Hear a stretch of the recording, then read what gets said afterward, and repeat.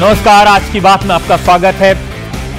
RSS ने संविधान की प्रस्तावना से समाजवाद और धर्मनिरपेक्षता को हटाने पर विचार करने का सुझाव दिया है। इस पर हंगामा हो गया। आरएसएस के सरकार्यवाह दत्तात्रेय होसबोले ने कहा कि बाबा साहब भीमराव अंबेडकर संविधान में सेक्युलर और सोशलिस्ट जोड़ने के खिलाफ थे, लेकिन इंदिरा गांधी ने इमरजेंसी के दौरान ये दो शब्द संविधान की प्रस्तावना में जोड़ दिए।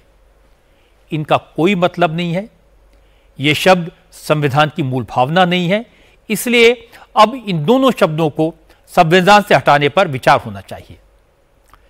इसके बाद केंद्रीय कृषि मंत्री शिवराज सिंह चौहान ने आरएसएस के सुझाव को सपोर्ट किया। शिवराज सिंह ने कहा, सेक्युलर और सोशलिस्ट ये शब्द भारत की सांस्कृतिक विरासत के अनुरूप नहीं है। भारत सर्वधर्म समभाव में विश्वास रखता है, इसलिए धर्मनिरपेक्षता का क्या मतलब? हम आदिकाल से सबकी कुशलता की कामना करते हैं, पूरे विश्व को परिवार मानते हैं, तो फिर सोशलिस्ट शब्द की क्या जरूरत? इसलिए इन दोनों शब्दों को संविधान से हटना ही चाहिए।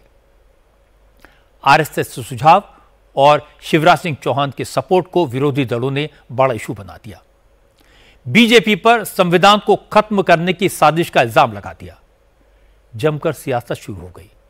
लेकिन सवाल है कि दत्तात्रेय होसबोले ने जो कहा उसके पीछे मकसद क्या है, मंशा क्या है?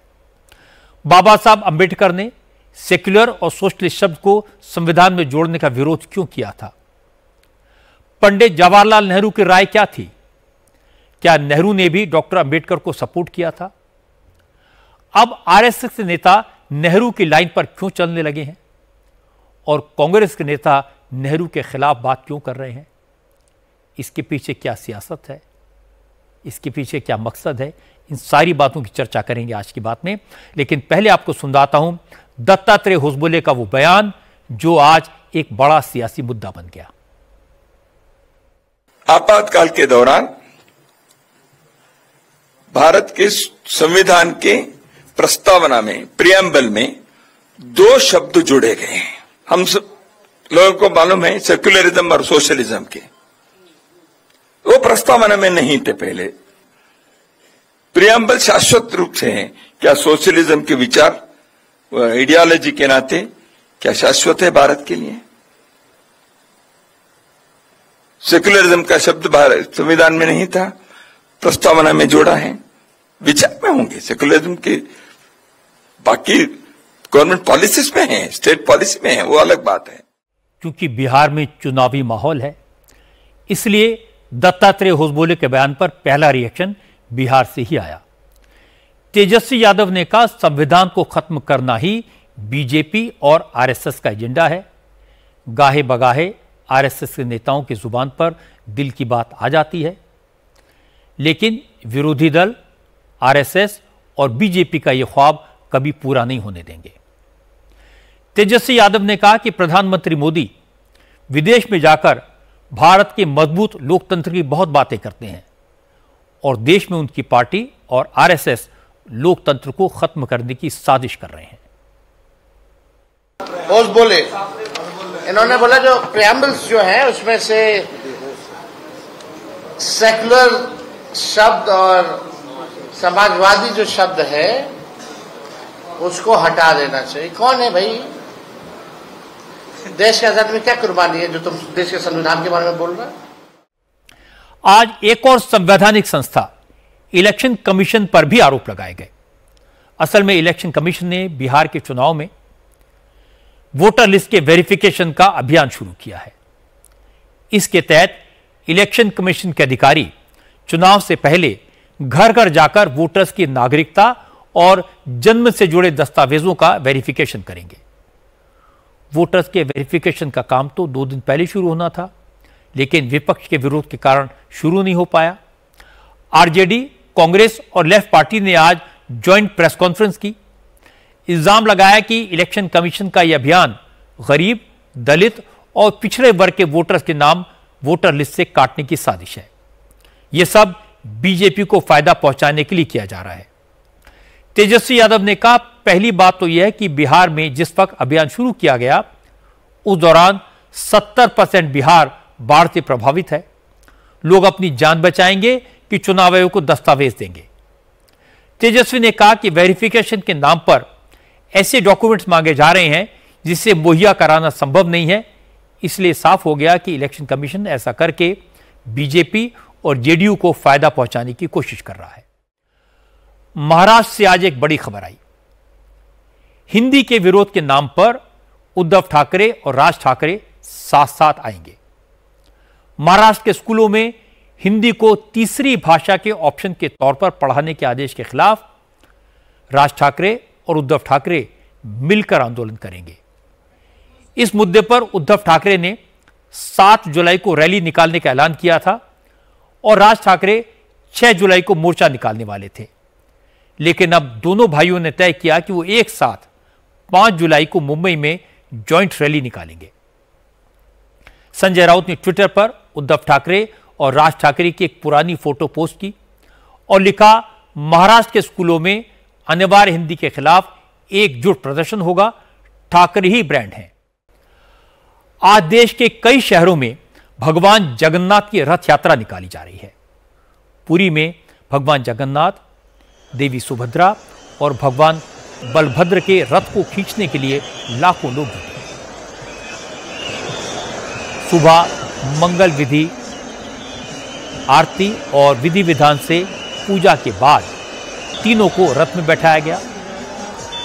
भगवान जगन्नाथ को नंदी घोष रथ, देवी सुभद्रा को दर्प दलन और भगवान बलभद्र को ताल ध्वज रथ पर विराजित किया गया। लेकिन बंगाल से आज एक बुरी खबर भी आई। साउथ कोलकाता लॉ कॉलेज के एक स्टूडेंट के साथ कॉलेज कैंपस में गैंग रेप की वारदात हुई।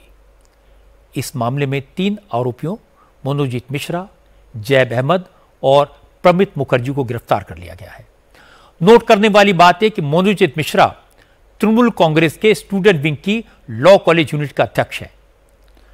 वो इसी कॉलेज का पूर्व छात्र है। बाकी दोनों आरोपी भी तृणमूल कांग्रेस से जुड़े हुए हैं। चूंकि कॉलेज कैंपस में गैंगरेप के तीनों आरोपी ममता की पार्टी से जुड़े हैं, इसलिए बंगाल की सियासत में आज ये एक बड़ा तूफान बन गया। 25 जून को हुई इस घटना की एफआईआर 26 जून को हुई। पुलिस ने आज तीनों आरोपियों को कोर्ट में पेश किया। अदालत ने तीनों को 1 जुलाई तक के लिए पुलिस रिमांड में भेज दिया। इसके बाद तृणमूल कांग्रेस के सांसद कल्याण बनर्जी ने हैरान करने वाला बयान दिया। कल्याण बनर्जी ने कहा कि अगर दोस्त ही अपनी गर्लफ्रेंड के साथ रेप कर दे तो इसमें लॉ एंड ऑर्डर की बात कहां से आती है। कल्याण बनर्जी ने कहा, अगर किसी स्कूल कॉलेज में रेप हो तो पुलिस क्या कर सकती है। हर स्कूल कॉलेज में तो पुलिस की तैनाती की नहीं जा सकती।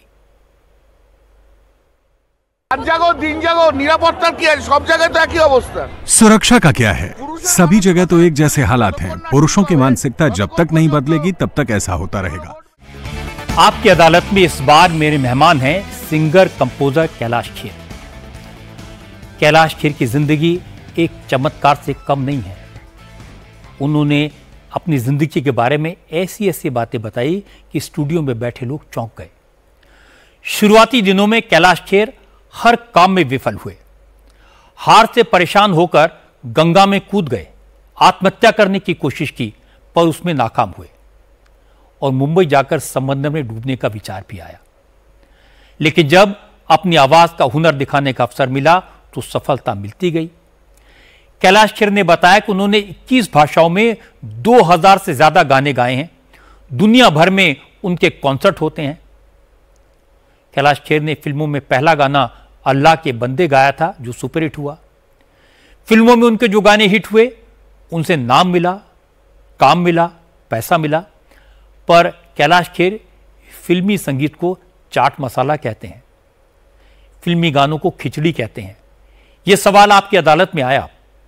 जिस फिल्म इंडस्ट्री ने कैलाश खेर को इतना बड़ा बनाया उसका कैलाश खेर ने मजाक क्यों बनाया। कैलाश खेर ने जो जवाब दिया उसकी एक झलक आप देखिए। फिल्मों की ही मार्केटिंग हो और फिल्मों के ही ऊपर हम डिपेंड हो जाएं तो हमारी कल्चर देख लीजिए कहां चली जाएगी। आज मध्य प्रदेश से एक चौंकाने वाली खबर आई है। मुख्यमंत्री मोहन यादव के काफिले की गाड़ियों में मिलावटी डीजल भर दिया गया और हालत यह हो गई कि मुख्यमंत्री के काफिले की 19 गाड़ियों को धक्का देकर सड़क के किनारे लगाना पड़ा। यह गजब का काम रतलाम में हुआ। रतलाम में मोहन यादव का कार्यक्रम था।